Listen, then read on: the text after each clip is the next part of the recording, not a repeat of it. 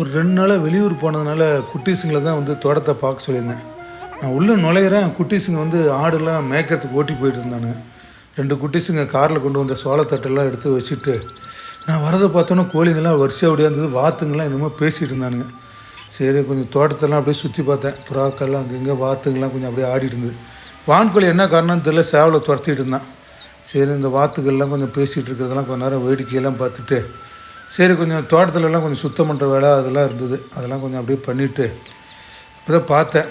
இந்த குறும்புக்கார வாத்து வந்து கோழியை வந்து இன்னும் குறும்பு பண்ணிகிட்டு இருந்தான். சரி புறாக்கள்லாம் கூண்டில் ஒவ்வொன்றா வர ஆரம்பிச்சிது. சரி நான் அப்போ தான் மற்ற தோட்டத்து வேலை, சோளத்தட்டு கட்டுற வேலை இதெல்லாம் அப்படி பண்ணி முடிச்சுட்டு லேசாக இருட்டாக ஆரம்பிச்சிருச்சு. கரெக்டாக பார்த்தேன். சரி குட்டீஸுங்கெலாம் வந்து ஆடுலாம் மேய்ச்சிட்டு அப்படியே கேட்டை தந்துட்டு உள்ளே வர ஆரம்பித்தானுங்க. சரின்னு சொல்லிட்டு ஆடுக்கெலாம் தீனி கட்டிட்டு வீட்டுக்கு கிளம்பிட்டோம்.